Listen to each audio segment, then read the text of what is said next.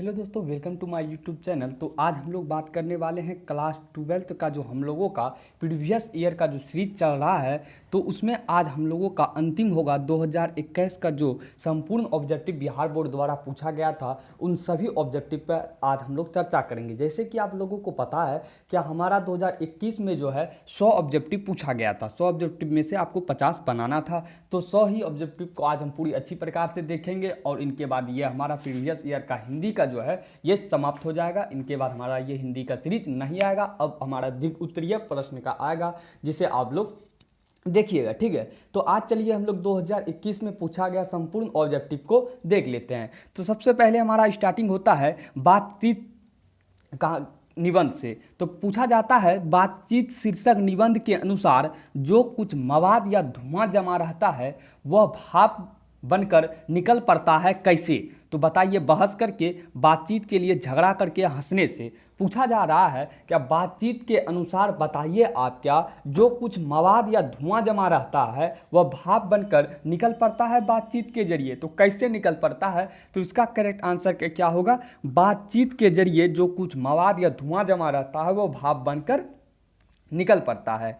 दूसरा पूछता है क्या बिना फेरे घोड़ा बिगड़ता है और बिना लड़े सिपाही, यह पंक्ति किस कहानी में है। तो बिना फेरे घोड़ा बिगड़ता है और बिना लड़े सिपाही, तो ये आपका किस कहानी में है, तो आपको पता होगा उसने कहा था कहानी में है। इसमें है उसने कहा था कहानी में। ठीक है, दल विहीन लोकतंत्र किसके मूल उद्देश्य में है। बताइए क्या दल विहीन लोकतंत्र किसके मूल उद्देश्य में है। तो याद रखना है दल विहीन लोकतंत्र आपका मार्क्सवाद और लेनिनवाद के मूल उद्देश्य में। किसमें है, मार्क्सवाद और लेनिनवाद के मूल उद्देश्य में। चौथा सवाल पूछा जाता है क्या नारी और नर एक ही द्रव की ढली दो प्रतिमाएं हैं, यह पंक्ति किस शीर्षक पाठ की है। तो आपको पता होगा नर और नारी के बारे में जो वर्णन किया गया है वह आपका अर्धनारीश्वर में किया गया है। तो वहाँ पूछा जा रहा है क्या नारी और नर एक ही द्रव की ढली दो प्रतिमा है, तो यह पंक्ति किस शीर्षक से ली गई है, अर्धनारीश्वर से। और इनके लेखक कौन है, तो रामधारी सिंह दिनकर जी, आपको पता ही होगा। नेक्स्ट देखते हैं अब हम लोग। नेक्स्ट हमारा है क्या रोज शीर्षक कहानी में किसने पूछा तुम कुछ पढ़ती लिखती नहीं। लेखक ने, पति ने, भाई ने, चाचा ने। तो उसके यहाँ कौन गया था, रोज शीर्षक में मालती के यहाँ कौन गया था, तो लेखक गया था। लेखक ही ने पूछेगा क्या मालती तुम यहाँ कुछ पढ़ती लिखती नहीं हो, तो इसमें तो लेखक ही इसका आंसर हो जाएगा। छठा है हमारा एक लेख और एक पत्र के लेखक कौन है। सिंपल सा सवाल, एक लेख और एक पत्र के लेखक कौन है, तो आराम से आपका भगत सिंह इसका आंसर हो जाएगा। ठीक है, नेक्स्ट आपका वसुंधरा भोगी मानव और धर्मांध मानव एक ही सिक्के के दो पहलू हैं, यह पंक्ति किसके द्वारा लिखी गई है। वसुंधरा भोगी मानव और धर्मांध मानव एक ही सिक्के के दो पहलू है, यह किसके द्वारा लिखा गया है, तो याद रखेंगे जगदीश चंद्र माथुर के द्वारा लिखा गया है। ओ सदानी राम में यह पंक्ति आपका लिखा गया। ये सब पंक्ति जब आप लोग किताब जब तक नहीं पढ़िएगा तब तक वहाँ टिक आउट नहीं कीजिएगा, इसी प्रकार का प्रश्न वहाँ भी आएगा। तो याद रखेंगे वसुंधरा भोगी मानव और धर्मांध मानव एक ही सिक्का का दो पहलू है, यह लिखा गया है आपका जगदीश चंद्र माथुर के द्वारा। नेक्स्ट आपको पूछा गया कि गांधी जी कोई झोपड़ी को ने जला दिया था। तो बताइए गांधी जी की झोपड़ी को कौन जलाया था, तो आप लोग पढ़े होंगे क्या एमन साहब के कर्मचारी ने गांधी जी की झोपड़ी को जला दिया था। कौन जलाया था गांधी जी की झोपड़ी को, एमन साहब के कर्मचारी। ठीक है, सरैयामान, नौवां सवाल है सरैयामान ताल का जल कैसा है। सरैयामान जो ताल है उसका जल कैसा है, चंचल है, स्थिर है, गहरा है या गंदा है। तो याद रखेंगे सरैयामान ताल का जो आपका जल है वह आपका जल कैसा है, तो गहरा जल है। कैसा है, गहरा जल है। 10वां सवाल था क्या सिपाही की माँ एकांकी में बिस्नी चारपाई के पास मोढ़े पर बैठी क्या करती दिखाई देती है। तो सिंपल सा इसका भी आंसर है क्या सिपाही की माँ जो एकांकी बिस्नी चारपाई के पास मोढ़े पर बैठकर सूत काटती हुई दिखाई देती है। ठीक है, अब आता है आपका क्या अनुभव शब्द है। स्त्रीलिंग पुल्लिंग आपका कम से कम 5 नंबर से पूछा जाएगा, जिसे आप लोग कंप्लीट कर लेंगे। तो ये पूछा यहाँ भी गया है क्या अनुभव शब्द क्या है, स्त्रीलिंग है या पुल्लिंग। तो अनुभव शब्द आपका है पुल्लिंग। क्या है, अनुभव शब्द आपका पुल्लिंग है, ठीक है। 12 नंबर सवाल पूछा गया क्या तीर्थ यात्रा शब्द कौन सा समास है? तीर्थ यात्रा शब्द कौन सा समास है? तो तीर्थ का यात्रा करना, तीर्थ यात्रा अर्थात तत्पुरुष समास है आपका तीर्थ यात्रा, ठीक है। 13 नंबर सवाल था क्या हास्यापद शब्द में प्रत्यय है? प्रत्यय तो आपका अंत में लगता है तो आपको पता ही होगा, तो हास्यापद में कौन सा प्रत्यय है? तो आस्पद प्रत्यय है। कौन सा प्रत्यय है? आस्पद प्रत्यय है। 14 नंबर पूछा गया कि हमारे विद्यालय के प्राचार्य आ रहे हैं, तो इसमें पदबंध क्या है? विशेषण पदबंध, सर्वनाम पदबंध या संज्ञा पदबंध या क्रिया पदबंध? तो इसका आंसर हो जाएगा आपका संज्ञा पदबंध है। क्या हो जाएगा? संज्ञा पदबंध, ठीक है। नेक्स्ट देखते हैं अब हम लोग। नेक्स्ट हमारा 15 नंबर सवाल आता है समाज शब्द का विशेषण क्या होगा? सिंपल सा सवाल पूछा गया था, समाज शब्द का विशेषण क्या होगा? तो सामाजिक आपको पता ही होगा। और 16 नंबर सवाल आता है मनोविनोद, मनोविनोद शब्द का कौन लिंग है? मनोविनोद शब्द का कौन लिंग है? पुल्लिंग, स्त्रीलिंग, उभयलिंग या इनमें से कोई नहीं? तो इसका करेक्ट आंसर क्या हो जाएगा? मनोविनोद शब्द का जो लिंग होगा वह आपका हो जाएगा पुल्लिंग हो जाएगा। क्या हो जाएगा? पुल्लिंग। नेक्स्ट है आपका मुझे भी छात्रवृत्ति मिलती थी, सर्वनाम इसमें क्या है? मुझे भी छात्रवृत्ति मिलती थी, इसमें सर्वनाम आपका क्या है? तो इसमें निजवाचक सर्वनाम है, क्योंकि इसमें मुझे अर्थात निजवाचक इसमें आ जाएगा, सर्वनाम है। और 18 नंबर सवाल है प्रेम शब्द का विशेषण क्या होगा? प्रेम शब्द का विशेषण है, तो बताइए इसका करेक्ट आंसर क्या होगा? तो प्रेम शब्द का विशेषण जो होगा आपका प्रेमी हो जाएगा। क्या हो जाएगा? प्रेमी हो जाएगा। अब 19 नंबर सवाल पूछ रहा है क्या शुद्ध वाक्य है? तो इसमें चारों को पढ़िए, उसके बाद बताइए कौन सा है। वह बिल्कुल भी बात करना नहीं चाहती थी, उसकी स्त्री नहीं है, यह बात कहने में किसी को संकोच नहीं होगा, उसकी बेटी नहीं है। तो इसमें जो सही आंसर होगा वह होगा शुद्ध वाक्य। क्या यह बात कहने में किसी को संकोच नहीं होगा, ये आपका शुद्ध वाक्य है इसमें, ठीक है। नेक्स्ट आपका है बेईमान शब्द की प्रकृति क्या है? विदेशज है, तत्सम है या तद्भव है, देशज है? बताइए क्या बेईमान शब्द जो है इसकी प्रकृति क्या है? तो बेईमान शब्द आपका विदेशज है। कौन सा शब्द है बेईमान? विदेशज शब्द, ठीक है। कवि शब्द का स्त्रीलिंग रूप क्या है? कवि शब्द का स्त्रीलिंग रूप क्या है? तो कवित्री है। सिंपल सा क्वेश्चन ये भी था, कवि शब्द का स्त्रीलिंग रूप क्या होगा? कवित्री होगा। नेक्स्ट है वह कौन है जो परा रो रहा है, किस सर्वनाम का उदाहरण है? वह कौन है जो परा रो रहा है, किस सर्वनाम का उदाहरण है?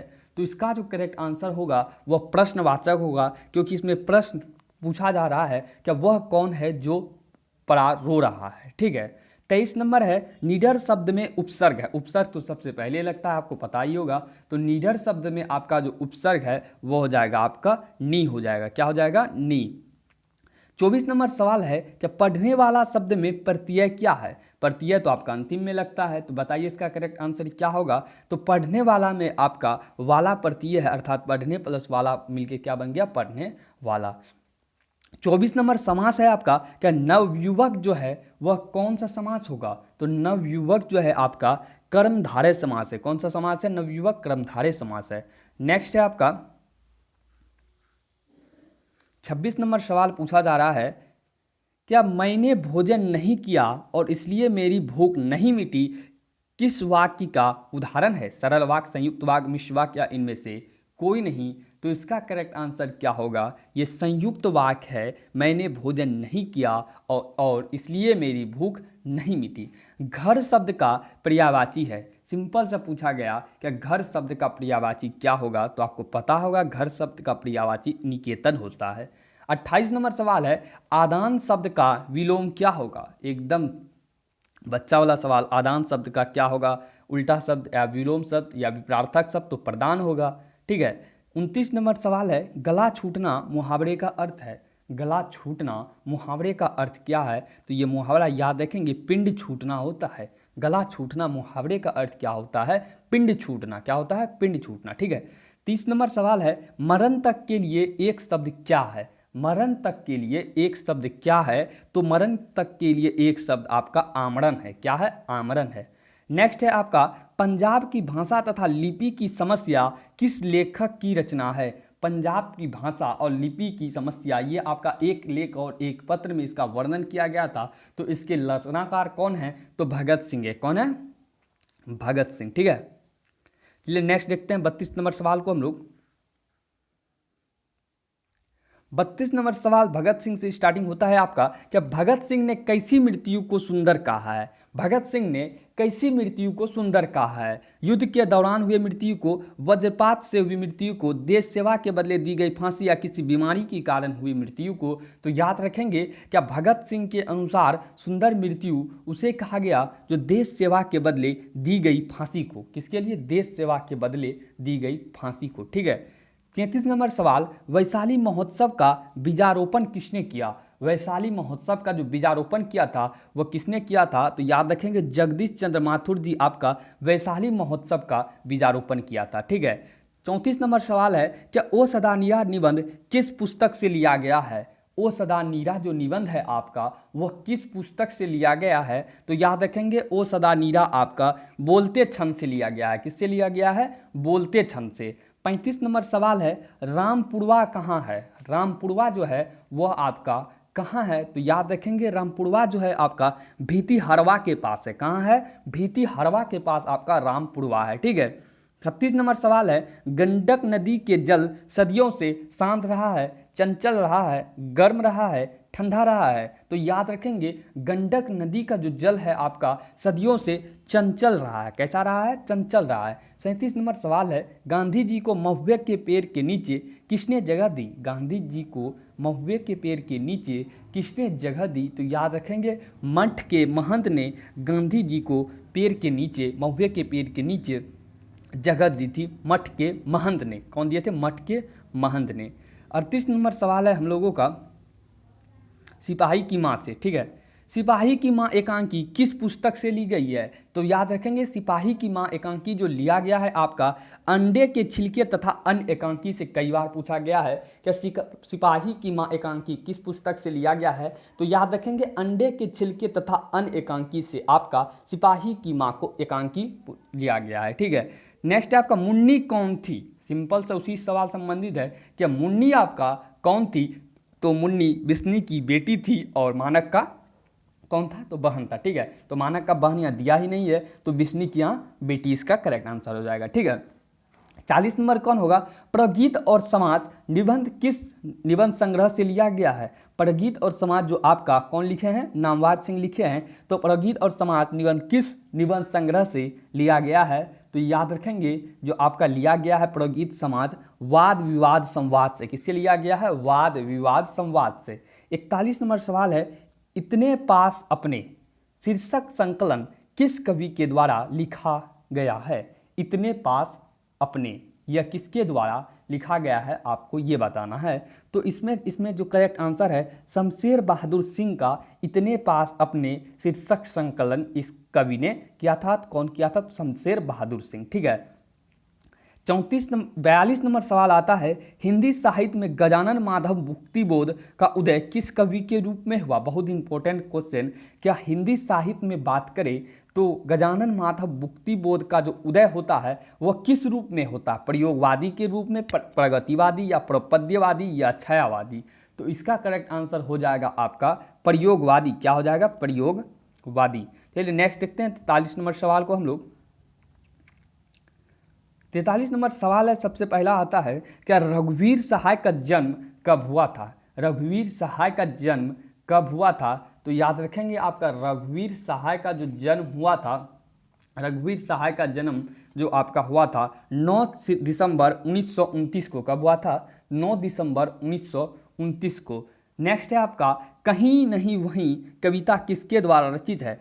कहीं नहीं वहीं कविता किसके द्वारा रचित है? तो याद रखेंगे कहीं नहीं वहीं आपका अशोक वाजपेयी के द्वारा रचित है। ठीक है, 45 नंबर, कौन लेखक कांगो के शिक्षा मंत्री, वित्त मंत्री और प्रधानमंत्री रह चुके हैं? तो याद रखना है, बहुत इंपॉर्टेंट सवाल है। क्या कौन लेखक कांगो के शिक्षा मंत्री, वित्त मंत्री, प्रधानमंत्री रह चुका है? तो हेनरी लोपेज जो है आपका ये कांगो का शिक्षा मंत्री, वित्त मंत्री और प्रधानमंत्री तीनों रह चुका है। ठीक है, नेक्स्ट आपको पूछा गया कि द का उच्चारण स्थान कहाँ है? द का उच्चारण स्थान कहाँ है, तो द का उच्चारण स्थान आपका दंत से है। कहाँ से है, दंत से। नेक्स्ट आपको पूछा गया निम्न में शुद्ध शब्द है, शुद्ध शब्द बताइए इनमें से कौन सा है, तो सिंपल सा शुद्ध शब्द आपका प्रशंसा है। इसमें क्या है, प्रशंसा है। 48 नंबर सवाल आता है निराधार शब्द का संधि विच्छेद क्या होगा। सिंपल सा सवाल है, निराधार शब्द का संधि विच्छेद क्या होगा, तो निह जोड़ आधार हो जाएगा। क्या हो जाएगा, निह जोड़ आधार हो जाएगा। नेक्स्ट हमारा आता है कि रक्षाबंधन कौन संज्ञा है। रक्षाबंधन जो है आपका वह कौन संज्ञा है, तो रक्षाबंधन आपका व्यक्तिवाचक संज्ञा है। ठीक है। 50 नंबर सवाल आता है गुस्सा शब्द क्या है, तो बताइए गुस्सा शब्द स्त्रीलिंग है या पुल्लिंग है। तो याद रखेंगे आपका गुस्सा शब्द जो है वह ना ही स्त्रीलिंग है ना ही पुल्लिंग है, ये उभयलिंग है। क्या है, गुस्सा शब्द उभयलिंग हो जाएगा आपका। ठीक है, ना ही गुस्सा शब्द आपका स्त्रीलिंग है, याद रखेंगे, ना ही पुल्लिंग है, ये आपका उभयलिंग है। ठीक है। नेक्स्ट आपका मुहावरा आता है कि खून पसीना एक करना, मुहावरे का अर्थ क्या होगा, तो बहुत ही बार पढ़ चुके होंगे। खून पसीना एक करना मुहावरा का अर्थ होता है कठिन परिश्रम करना। क्या होता है, कठिन परिश्रम करना। 52 नंबर सवाल आता है यथेष्ट शब्द का संधि विच्छेद क्या होगा, तो सिंपल से इसका आंसर यथेष्ट शब्द का संधि विच्छेद यथा जोड़ इष्ट हो जाएगा। क्या हो जाएगा, यथा जोड़ इष्ट।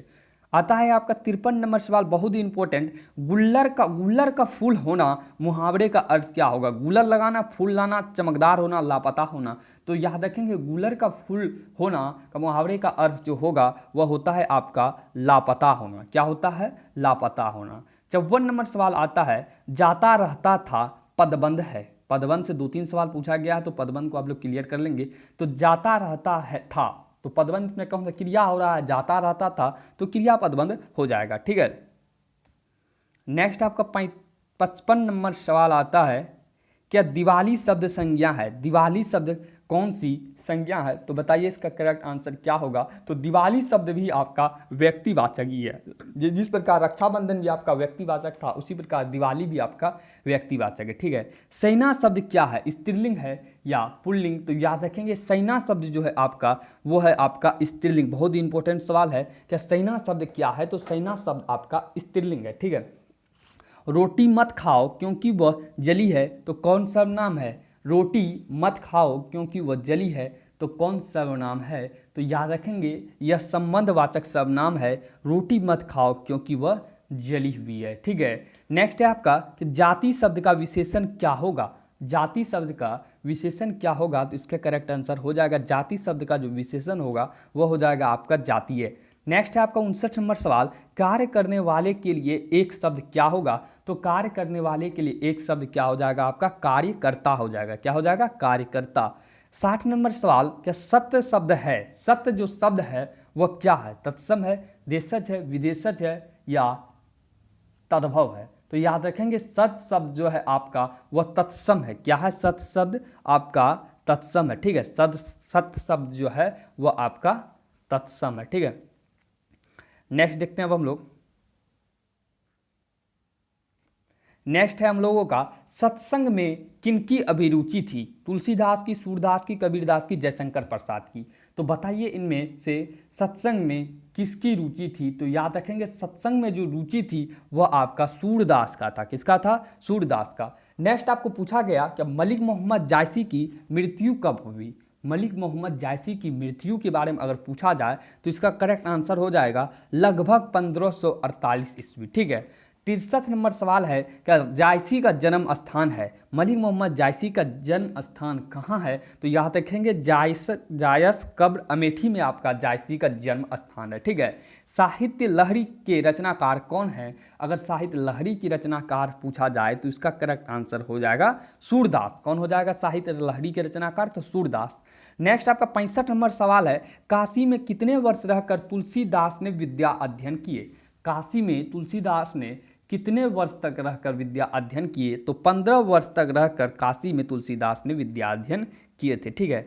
नेक्स्ट है 66 नंबर सवाल संसार शब्द कौन संज्ञा है। संसार शब्द जो है आपका कौन संज्ञा है, तो संसार शब्द जो है आपका वह समूहवाचक संज्ञा है। कौन सा संज्ञा है, समूहवाचक। ठीक है। नेक्स्ट अब हम लोग देखते हैं 67 नंबर से विवाह शब्द है, विवाह शब्द क्या है? स्त्रीलिंग है, पुल्लिंग है, उभयलिंग या इनमें से कोई नहीं है? तो इसका करेक्ट आंसर हो जाएगा आपका विवाह शब्द जो है वो है आपका पुल्लिंग। क्या हो जाएगा? पुल्लिंग। ठीक है। वह कुल्हाड़ी से वृक्ष काटता है तो कारक है इसमें, तो वह कुल्हाड़ी से वृक्ष काटता है तो इसका इसमें जो कारक है आपका वो है करण कारक। कौन सा है? करण कारक है। ठीक है। से है तो आपको पता होगा, कारक पढ़े होंगे, तो इसका करेक्ट आंसर करण होगा। ठीक है। रात शब्द का विलोम क्या होगा? सिंपल सा, रात शब्द का विलोम क्या होता है आपको पता ही होगा। रात का क्या हो जाएगा? दिन हो जाएगा। सिंपल सा आंसर। शिवालय शब्द कौन सा समास है? तो शिव का आलय अर्थात आपका शिवालय शब्द तत्पुरुष समास है। ठीक है। शिवालय शब्द कौन सा है? तत्पुरुष समास है। तो समास के लिए ऑलरेडी हमारा चैनल पे वीडियो है, आप जाके प्लेलिस्ट में देख सकते हैं, व्याकरण वाले में आपको मिल जाएगा। ठीक है। 71 नंबर सवाल आता है, सिपाही की माँ एकांकी का कथावस्तु क्या है? तो याद रखेंगे, सिपाही की माँ एकांकी कथावस्तु के बारे में पूछा जाए तो याद रखेंगे निम्न मध्यम वर्ग की। कौन सा था? निम्न मध्यम वर्ग की। बहुत ही इंपॉर्टेंट, निम्न वर्ग की नहीं मारेंगे टिक, निम्न मध्यम वर्ग को आप लोग टिक आउट करके आएंगे। ठीक है। सिपाही की माँ की एकांकी अगर कथावस्तु पूछा जाए तो निम्न मध्यम वर्ग को आप लोगों को टिक आउट करना है। ठीक है। चलिए नेक्स्ट देखते हैं हम लोग। 72 नंबर सवाल है आप लोगों का, शेर सिंह का शास्त्र समर्पण नामक आख्यान काव्य किसके द्वारा लिखा गया है? शेर सिंह का शास्त्र समर्पण नामक आख्यान किसके द्वारा लिखा गया है? तो इसका करेक्ट आंसर हो जाएगा सूर्यकांत त्रिपाठी निराला। सूर्यकांत त्रिपाठी निराला के द्वारा शेर सिंह का शस्त्र समर्पण नामक आख्यान काव्य लिखा गया था। 73 नंबर सवाल आता है, कविता जो कुछ कह रही है उसे सिर्फ वही समझ सकता है जो इसके एकाकीपन मानवता की आवाज़ सुन सकता है। किसका कथन है? तो याद रखेंगे यह कथन आपका उदय प्रकाश जी का है। क्या कविता जो कुछ कह रही है उसे सिर्फ वही समझ सकता जो इसके एकाकीपन में मानवता की आवाज़ सुन सकता है। तो यह कथन आपका उदय प्रकाश जी का है। ठीक है। 74 नंबर सवाल है, नामवर सिंह का जन्म कहाँ हुआ था? नामवर सिंह का जन्म कहाँ हुआ था? तो नामवर सिंह का आपका जन्म जीयनपुर में हुआ था। कहाँ हुआ था? जीयनपुर में। ठीक है। नेक्स्ट आपका 75 नंबर सवाल आता है, नाभादास जी किस धारा के संत थे? तो याद रखेंगे नाभादास जी जो आपका किस धारा के संत थे? तो वह आपका जैन दर्शन के संत थे। किसके थे? जैन दर्शन के। ठीक। चलिए 25 सवाल है, तुरंत अभी देख लेते हैं 25 सवाल को अभी तुरंत हम लोग। 76 नंबर सवाल है, क्या नाभादास किसके शिष्य थे? नाभादास किसके शिष्य थे? तो नाभादास आपका अग्रदास के शिष्य थे। चीर विषाद विलीन मन की किस कविता की पंक्ति है? चीर विषाद विलीन मन की किस कविता की पंक्ति है? तो तुमुल कोलाहल कलह की पंक्ति है चीर विषाद विलीन मन की। सुभद्रा कुमारी चौहान का जन्म कब हुआ था? तो सिंपल सा आंसर, सुभद्रा कुमारी चौहान का जो जन्म हुआ था 16 अगस्त 1904 ईस्वी को हुआ था। कब हुआ था? 16 अगस्त 1904 ईस्वी को। ठीक है।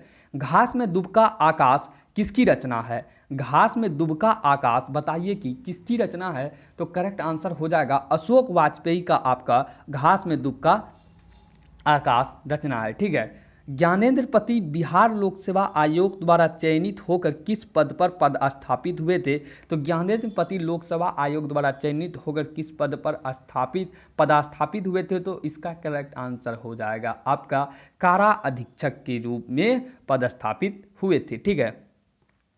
नेक्स्ट देखते हैं 81 नंबर सवाल हम लोगों का आता है, क्या प्रातः काल शब्द का संधि विच्छेद क्या होगा? सिंपल सा सवाल है, प्रातः काल संधि विच्छेद क्या होगा? तो ये नंबर ही इसका करेक्ट आंसर प्रातः जोड़ काल। फिर पूछा जाता है अदरक शब्द का स्त्रीलिंग है या पुल्लिंग है? तो याद रखेंगे आपका अदरक शब्द जो है वो पुल्लिंग है। कौन सा है? पुल्लिंग है। नीलगाय शब्द कौन सा समास है? 83 नंबर सवाल है, नीलगाय शब्द कौन सा समास है? तो नीलगाय शब्द आपका कर्मधारय समास है। कौन सा समास है? नीलगाय कर्मधारय समास है। 84 नंबर सवाल पूछा जाता है, क्या घर शब्द का पर्यायवाची क्या होगा? घर शब्द का पर्यायवाची क्या होगा? तो घर शब्द का पर्यायवाची इनमें से आपका गे होगा। क्या होगा? गे होगा। 85 नंबर सवाल है, कौरव शब्द में प्रत्यय है, तो कौरव शब्द में कौन सा प्रत्यय होगा? तो सिंपल सा कौरव में आपका रव प्रत्यय। कौन सा प्रत्यय? रव प्रत्यय। ठीक है। नेक्स्ट देखते हैं अब हम लोग 86 नंबर सवाल आता है, उपकार शब्द में उपसर्ग है, तो उपकार शब्द में कौन सा उपसर्ग है? तो सिंपल सा इसका भी आंसर हो जाएगा आपका उपकार शब्द में आपका उप प्रत्यय उपसर्ग है। कौन सा है? उपसर्ग है, सॉरी उपसर्ग है। 87 नंबर है, धर्म शब्द क्या है? धर्म आपका स्त्रीलिंग है या पुल्लिंग? तो याद रखेंगे धर्म शब्द जो है आपका पुल्लिंग है। 88 नंबर सवाल है, विराम का शाब्दिक अर्थ क्या होता है? विराम का शाब्दिक अर्थ क्या होता है? तो विराम का शाब्दिक अर्थ क्या होता है? ठहराव होता है। क्या होता है? ठहराव। 89 नंबर सवाल है, क्या संधि का सुक्ति का संधि विच्छेद क्या है? तो याद रखेंगे सुक्ति का जो संधि विच्छेद है वह है आपका सुजोर उक्ति। ठीक है, याद रखेंगे सुजोर उक्ति आपका सुक्ति का संधि विच्छेद है। ठीक है। 90 नंबर है, क्या निम्न में सर्वनामिक विशेषण है? तो याद रखेंगे निम्न में कौन सा सर्वनामिक विशेषण है? तो इसका जो करेक्ट आंसर है वह है आपका एक आदमी नहीं देखा, यही है आपका सर्वनामिक विशेषण। ठीक है। 91 नंबर सवाल है, क्या चरम व्यक्तिकता ही परम सामाजिकता है? किस शीर्षक पाठ की पंक्ति है? चरम व्यक्तिकता ही परम सामाजिकता है, किस शीर्षक पाठ की पंक्ति है? तो याद रखेंगे यह आपका प्रगीत और समाज शीर्षक पाठ की पंक्ति है। ठीक है। नेक्स्ट है आपका 92 नंबर सवाल, क्या यथार्थ के इस लेन देन का नाम ही संसार है? यह पंक्ति किसके द्वारा लिखी गई है? यथार्थ की इस लेन देन का नाम ही संसार है, यह पंक्ति किसके द्वारा लिखा गया है? तो इसका करेक्ट आंसर हो जाएगा मलयज के द्वारा ये लिखा गया है कि यथार्थ के इस लेन देन का नाम ही संसार है। 93 नंबर सवाल, क्या चित्ररेखा किस कवि की रचना है? चित्ररेखा जो है वह किस कवि की रचना है? तो वह आपका मलिक मोहम्मद जायसी का है चित्ररेखा रचना। ठीक है।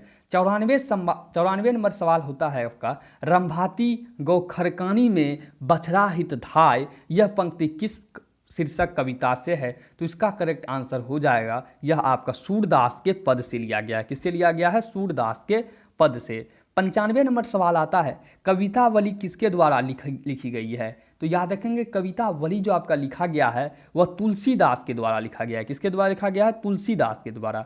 96 नंबर सवाल, क्या तुलसीदास ने अपने युग की किन दो साहित्यिक भाषाओं को अपनाया? तो तुलसीदास ने अपने युग की दो भाषा जो अपनाया था वह था आपका अवधी और ब्रज। क्या था? अवधी और ब्रज। चलिए अब हम लोगों का 3 सवाल बचा, उन तीनों सवाल को कंप्लीट करते हैं। ठीक है।